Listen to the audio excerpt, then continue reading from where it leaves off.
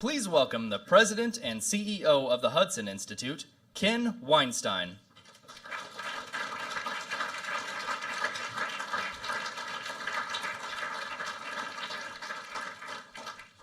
Well, good morning and welcome to the Betsy and Walter Stern conference room here at Hudson Institute. This morning I have the distinct honor of introducing a great public servant and a longtime friend of Hudson Institute. Friendship that goes back 3 decades to our wonderful time in Indianapolis, the Vice President of the United States, Mike Pence. We're delighted that he has chosen Hudson Institute as the venue for a major address on this administration's policy towards China. Here at Hudson, our mission is to promote U.S. international leadership in partnership with our allies, and we have a long tradition of cutting-edge policy work on Asia that dates to our founder, Herman Kahn. Today, this five-decade tradition continues with work on U.S. grand strategy, on national security, on trade, on alliances and key partnerships, and how to face the unique challenge posed by the comprehensive and integrated strategy of the People's Republic of China, which we will hear about shortly. We've worked closely with key officials from both parties on Capitol Hill and with the Trump administration in these policy areas. In fact, just last week, the President of the United States praised our Director of Chinese Strategy, Mike Pillsbury, as the leading China expert. That being said, we are looking forward to these remarks from the Vice President. He is a remarkable and dedicated public servant with an exceptional grasp of complex policy issues. Without any further ado, please join me in welcoming a man I'm pleased to call my friend, the Vice President of the United States, Mike Pence.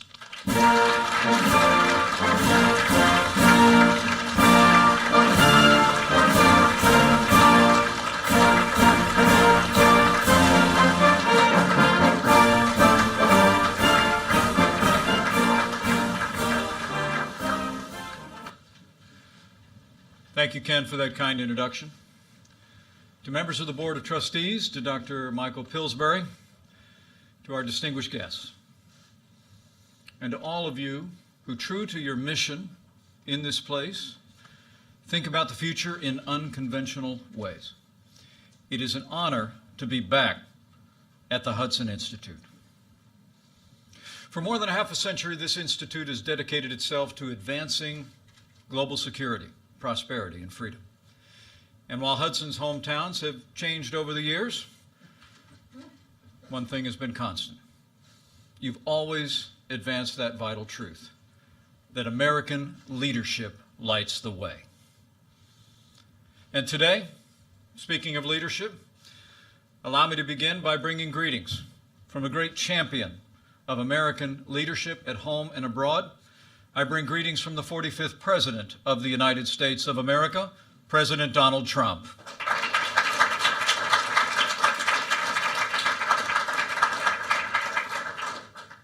From early in this administration, President Trump has made our relationship with China and President Xi a priority.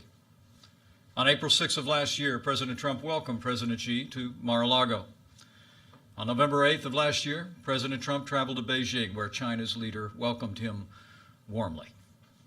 Over the course of the past 2 years, our president has forged a strong personal relationship with the President of the People's Republic of China, and they've worked closely on issues of common interest, most importantly, the denuclearization of the Korean Peninsula.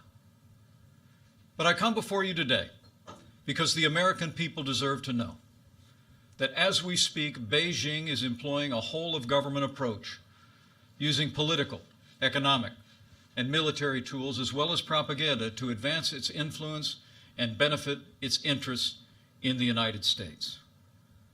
China is also applying this power in more proactive ways than ever before to exert influence and interfere in the domestic policy and politics of this country. Under President Trump's leadership, the United States has taken decisive action to respond to China with American action, applying the principles and the policies long advocated in these halls. In our national security strategy that the President released last December, he described a new era of great power competition. Foreign nations have begun to, as we wrote, reassert their influence regionally and globally, And they're contesting America's geopolitical advantages and trying, in essence, to change the international order in their favor. In this strategy, President Trump made clear that the United States of America has adopted a new approach to China. We seek a relationship grounded in fairness, reciprocity, and respect for sovereignty, and we have taken strong and swift action to achieve that goal. As the President said last year on his visit to China, in his words, we have an opportunity to strengthen the relationship between our two countries and improve the lives of our citizens. Our vision of the future is built on the best parts of our past, when America and China reached out to one another in a spirit of openness and friendship. When our young nation went searching in the wake of the Revolutionary War for new markets for our exports, the Chinese people welcomed American traders laden with ginseng and fur.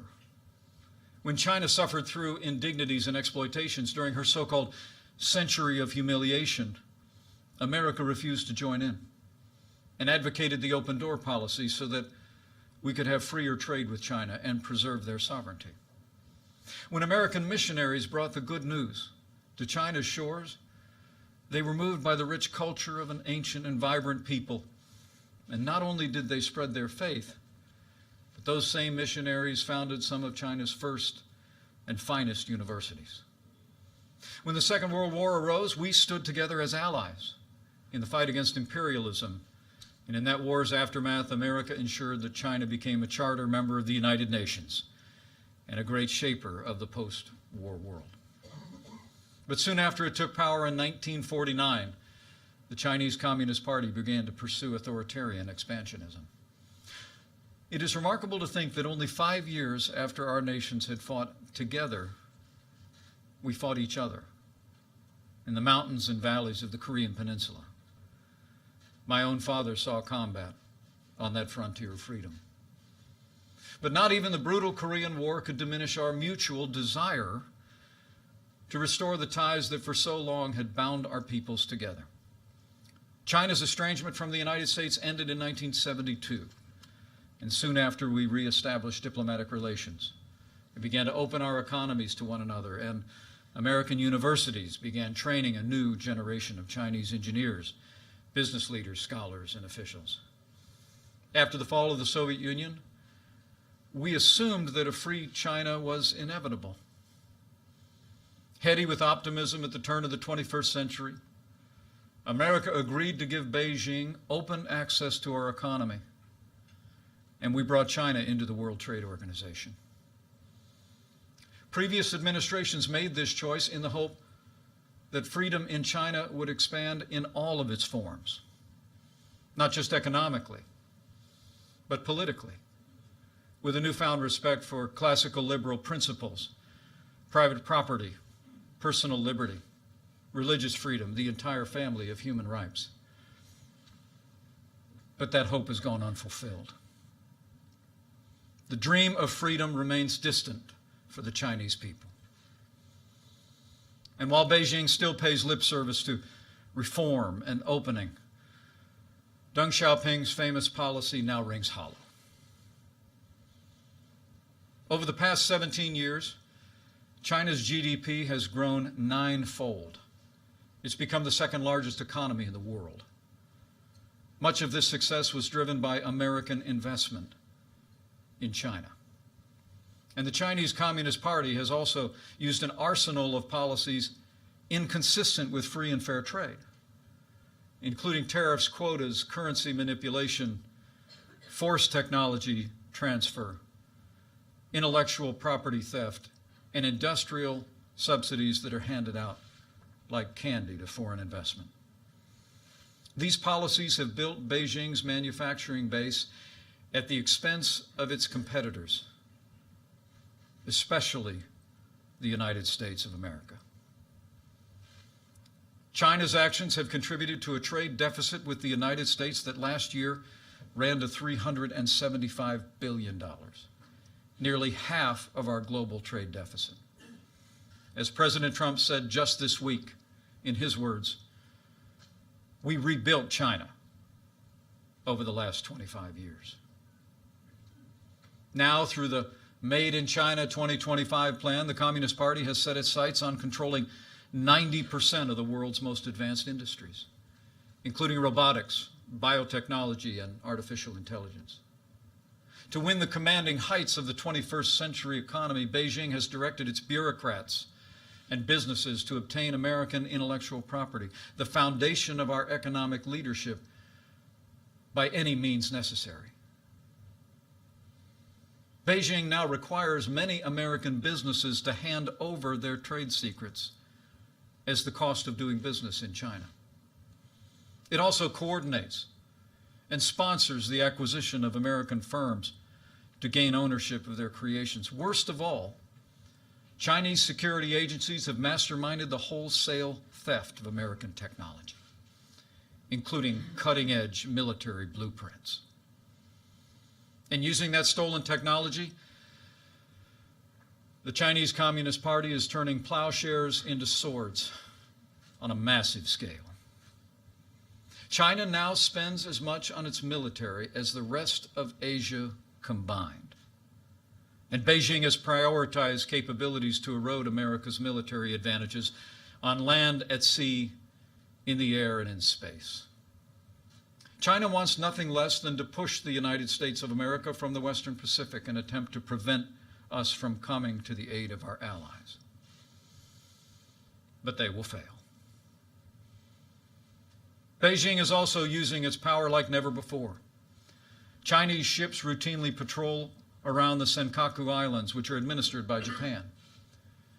And while China's leader stood in the Rose Garden at the White House in 2015 and said that his country had, and I quote, no intention to militarize the South China Sea.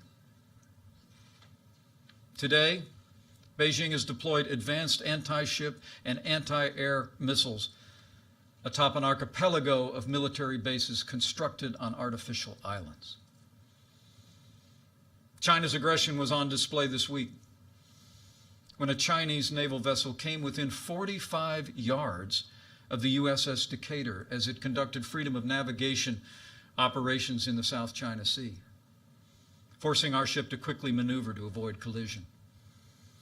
Despite such reckless harassment, the United States Navy will continue to fly, sail, and operate wherever international law allows and our national interests demand. We will not be intimidated, and we will not stand down.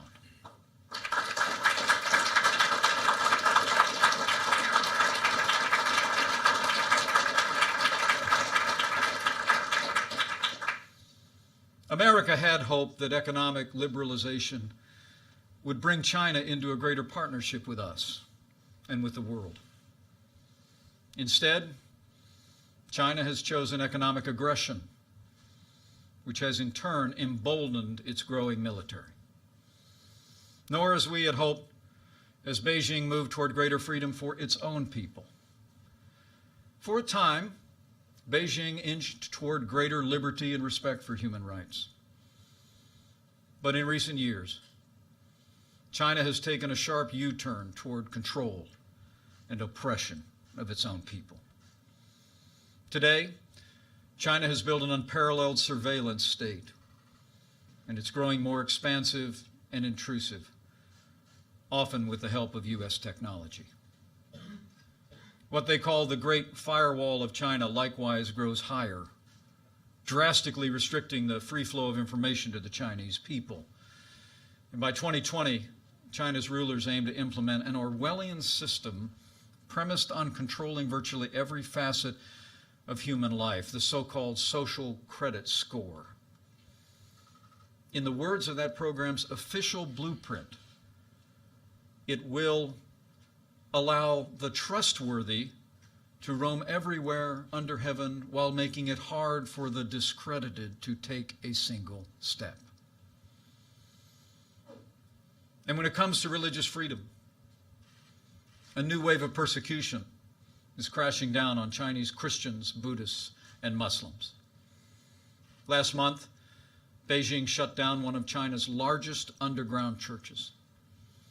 Across the country, authorities are tearing down crosses burning Bibles and imprisoning believers.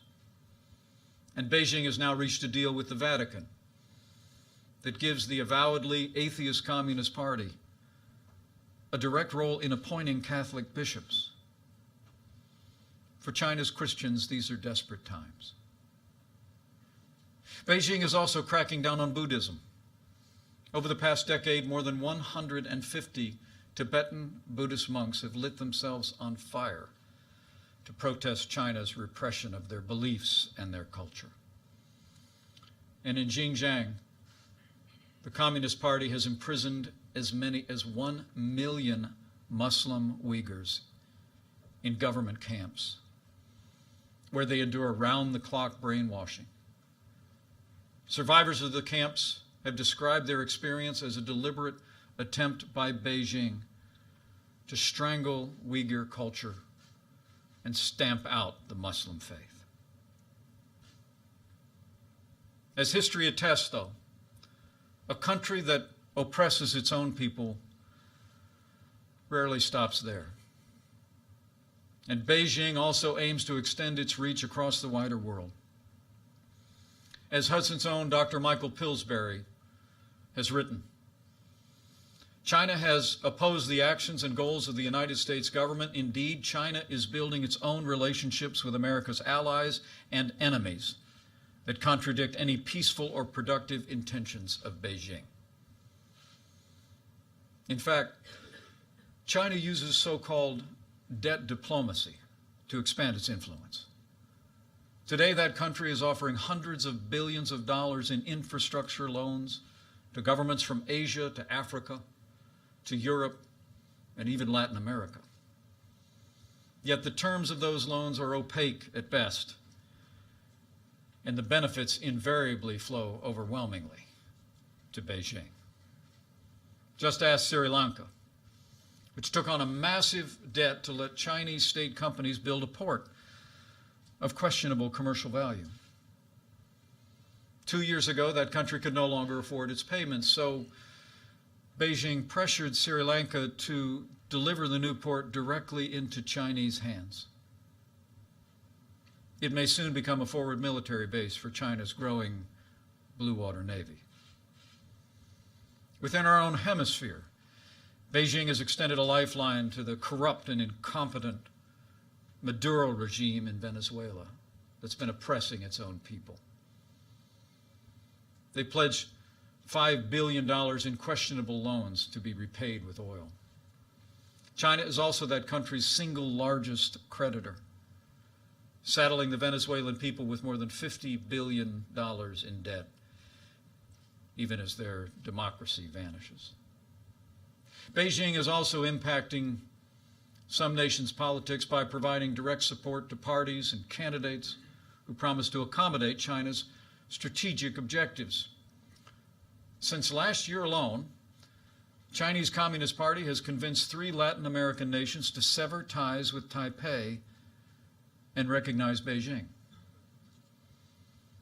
These actions threaten the stability of the Taiwan Strait, and the United States of America condemns these actions.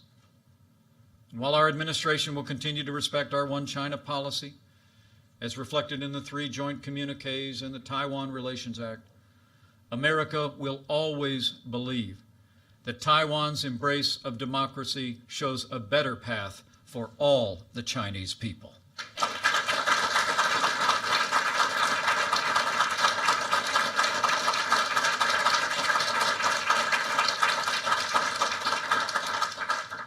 Now, these are only a few of the ways that China has sought to advance its strategic interests across the world with growing intensity and sophistication. Yet previous administrations all but ignored China's actions, and in many cases, they abetted them. But those days are over. Under President Trump's leadership, the United States of America has been defending our interests with renewed American strength. We've been making the strongest military in the history of the world stronger still. Earlier this year, President Trump signed into law the largest increase in our national defense since the days of Ronald Reagan. $716 billion to extend the strength of the American military to every domain. We're modernizing our nuclear arsenal. We're fielding and developing new cutting-edge fighters and bombers. We're building a new generation of aircraft carriers and warships. We're investing as never before in our armed forces. And this includes initiating the process to establish the United States Space Force to ensure our continued dominance in space, and we've taken action to authorize increased capability in the cyber world to build deterrence against our adversaries. At President Trump's direction, we're also implementing tariffs on $250 billion in Chinese goods, with the highest tariffs specifically targeting the advanced industries that Beijing is trying to capture and control.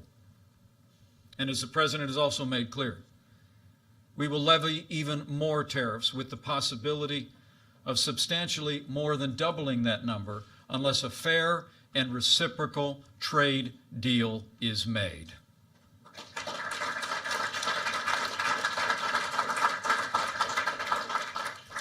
These actions, exercises in American strength, have had a major impact. China's largest stock exchange fell by 25% in the first 9 months of this year, in large part because our administration has been standing strong against Beijing's trade practices. As President Trump has made clear, we don't want China's markets to suffer. In fact, we want them to thrive. But the United States wants Beijing to pursue trade policies that are free, fair, and reciprocal, and we will continue to stand and demand that they do.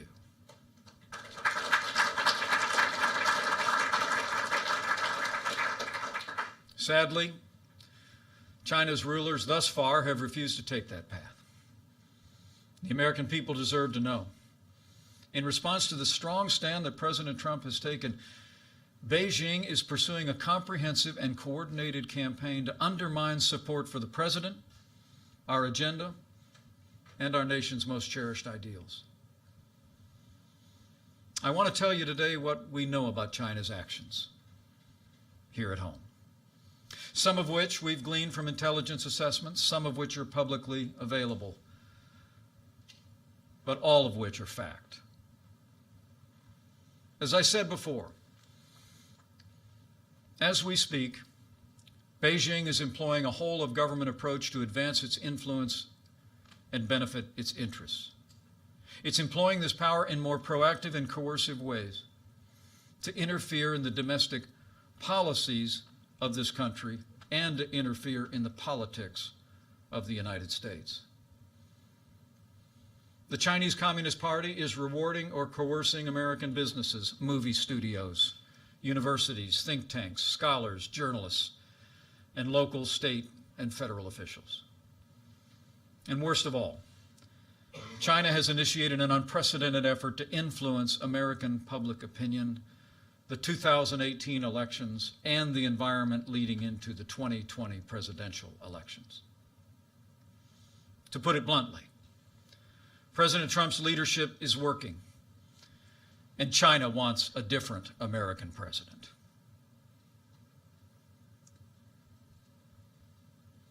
There can be no doubt. China is meddling in America's democracy. As President Trump said just last week, we have, in his words, found that China has been attempting to interfere in our upcoming midterm elections.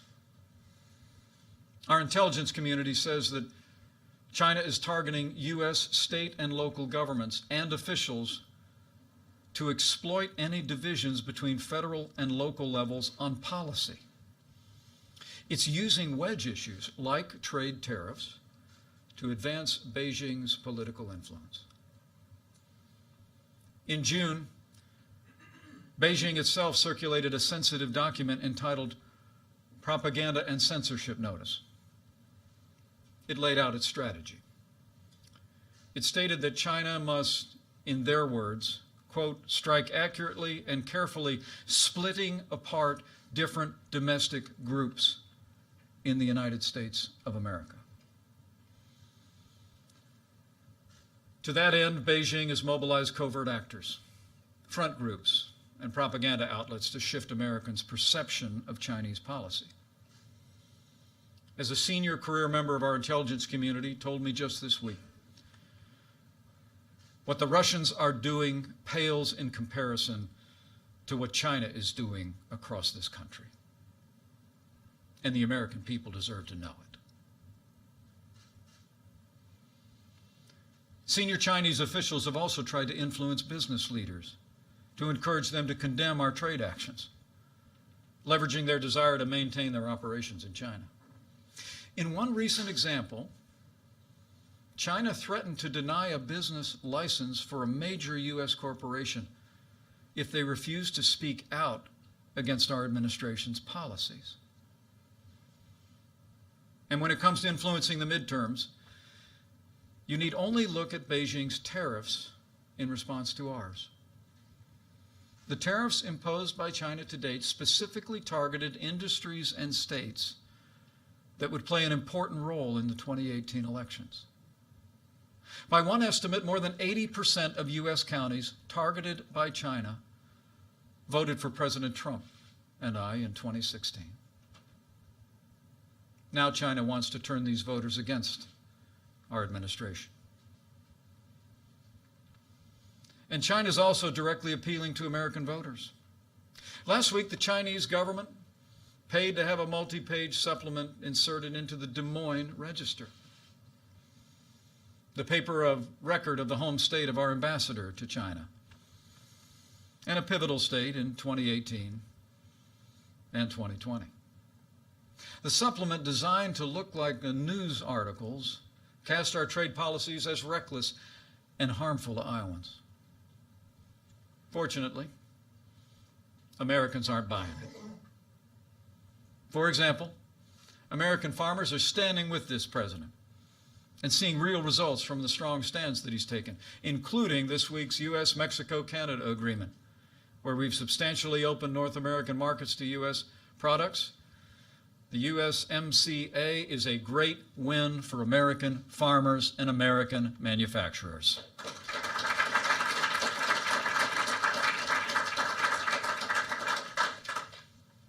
But China's actions aren't focused solely on influencing our policies and politics. Beijing is also taking steps to exploit its economic leverage and the allure of their large marketplace to advance its influence over American businesses.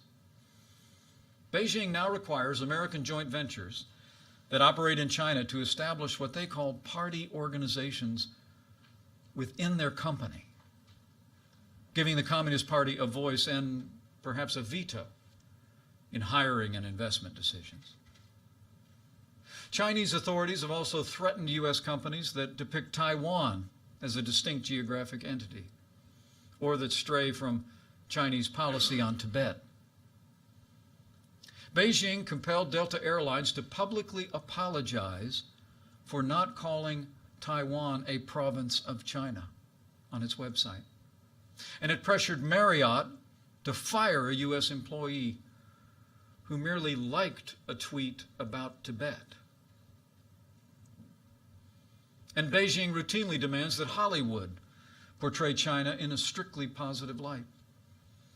It punishes studios and producers that don't. Beijing censors are quick to edit or outlaw movies that criticize China, even in minor ways.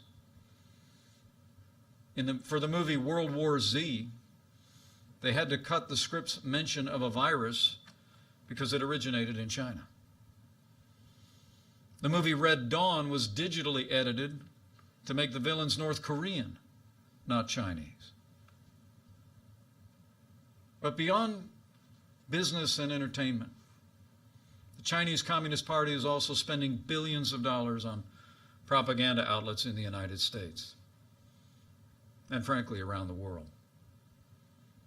China Radio International now broadcasts Beijing-friendly programs on over 30 U.S. outlets, many in major American cities.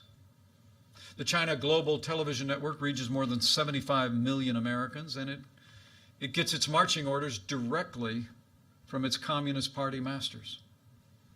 As China's top leader put it during a visit to the network's headquarters, and I quote, "The media run by the party and the government are propaganda fronts and must have the party as their surname." It's for those reasons and that reality that last month the Department of Justice ordered that network to register as a foreign agent. The Communist Party has also threatened and detained the Chinese family members of American journalists who pry too deep. And it's blocked the websites of U.S. media organizations and made it harder for our journalists to get visas. This happened after the New York Times published investigative reports about the wealth of some of China's leaders. But the media isn't the only place where the Chinese Communist Party seeks to foster a culture of censorship. The same is true across academia. I mean, look no further than the Chinese Students and Scholars Association, of which there are more than 150 branches across America's campuses. These groups help organize social events for some of the more than 430,000 Chinese nationals studying in the United States. They also alert Chinese consulates and embassies when Chinese students and American schools stray from the Communist Party line. At the University of Maryland, a Chinese student recently spoke at her graduation of what she called, and I quote, "the fresh air of free speech in America." The Communist Party's official newspaper swiftly chastised her. She became the victim of a firestorm of criticism on China's tightly controlled social media, and her family back home was harassed. As for the university itself, its exchange program with China, one of the nation's most extensive, suddenly turned from a flood to a trickle. China exerts academic pressure in other ways as well. Beijing provides generous funding to universities, think tanks, and scholars, with the understanding that they will avoid ideas that the Communist Party finds dangerous or offensive. China experts in particular know that their visas will be delayed or denied if their research contradicts Beijing's talking points. And even scholars and groups who avoid Chinese funding are targeted by that country, as the Hudson Institute found out firsthand. After you offered to host a speaker Beijing didn't like, your website suffered a major cyber attack originating from Shanghai. The Hudson Institute knows better than most that the Chinese Communist Party is trying to undermine academic freedom and the freedom of speech in America today.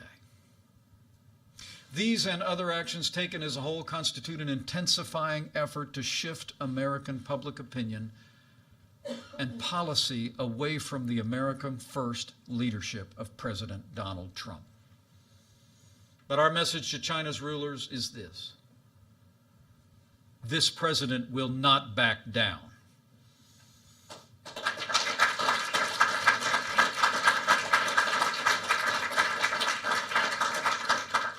The American people will not be swayed, and we will continue to stand strong for our security and our economy, even as we hope for improved relations with Beijing.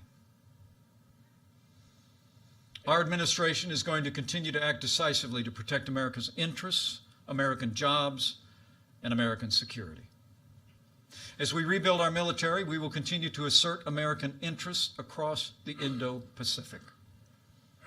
As we respond to China's trade practices, we will continue to demand an economic relationship with China that is free, fair, and reciprocal. We will demand that Beijing break down its trade barriers, fulfill its obligations, fully open its economy, just as we have opened ours. We'll continue to take action against Beijing until the theft of American intellectual property ends once and for all. And we will continue to stand strong until Beijing stops the predatory practice of forced technology transfer. we will protect the private property interests of American enterprise.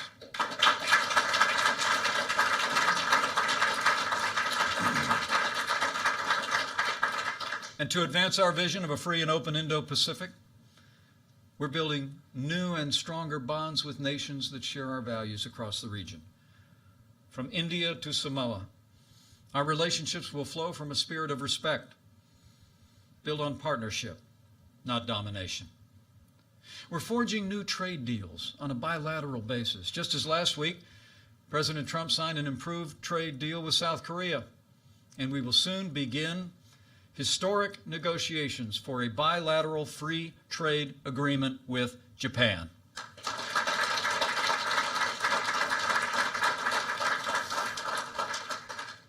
I'm also pleased to report that we're streamlining international development and finance programs. We'll be giving foreign nations a just and transparent alternative to China's debt trap diplomacy. In fact, this week, President Trump will sign the BUILD Act into law. Next month, it'll be my privilege to represent the United States in Singapore and Papua New Guinea at ASEAN and APEC. There, we will unveil new measures and programs to support a free and open Indo-Pacific. And on behalf of the President, I will deliver the message that America's commitment to the Indo-Pacific has never been stronger.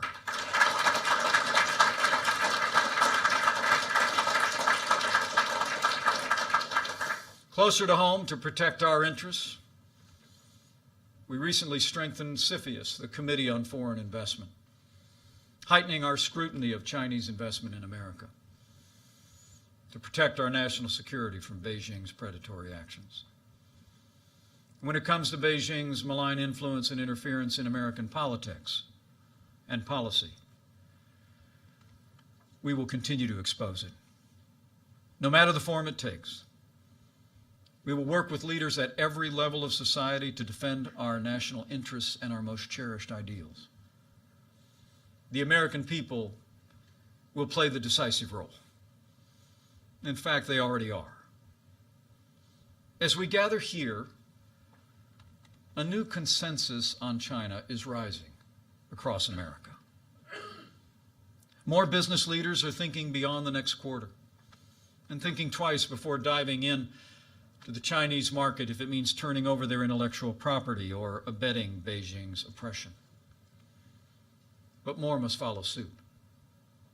For example, Google should immediately end development of the Dragonfly app that will strengthen the Communist Party's censorship and compromise the privacy of Chinese customers.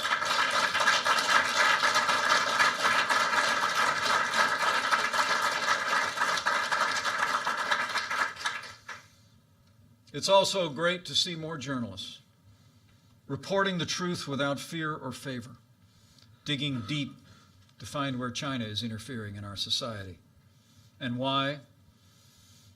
And we hope that American and global news organizations will continue to join this effort on an increasing basis.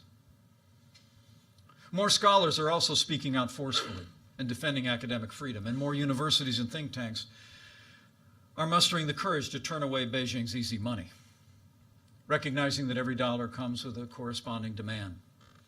And we're confident that their ranks will grow. And across the nation, the American people are growing in vigilance, with a newfound appreciation for our administration's actions and the President's leadership to reset America's economic and strategic relationship with China. Americans stand strong behind a president that's putting America first. And under President Trump's leadership, I can assure you, America will stay the course. China should know that the American people and their elected officials in both parties are resolved. As our national security strategy states, we should remember that competition does not always mean hostility. nor does it have to. The President's made clear we want a constructive relationship with Beijing, where our prosperity and security grow together, not apart. While Beijing has been moving further away from this vision, China's rulers can still change course and return to the spirit of reform and opening that characterize the beginning of this relationship decades ago. The American people want nothing more, and the Chinese people deserve nothing less. The great Chinese storyteller, Lu Xun, often lamented that his country, and he wrote, has either looked down at foreigners as brutes or up to them as saints, but never as equals. Today, America is reaching out our hand to China. And we hope that soon Beijing will reach back with deeds, not words, and with renewed respect for America. But be assured, we will not relent until our relationship with China is grounded in fairness, reciprocity, and respect for our sovereignty.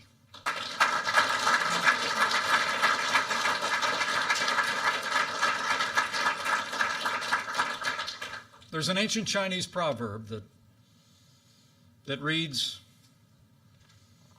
"Men see only the present, but heaven sees the future." As we go forward, let us pursue a future of peace and prosperity with resolve and faith. Faith in President Trump's leadership and vision, and the relationship that he has forged with China's president. Faith in the enduring friendship between the American people and the Chinese people. And faith that heaven sees the future. And by God's grace, America and China will meet that future together. Thank you. God bless you. And God bless the United States of America.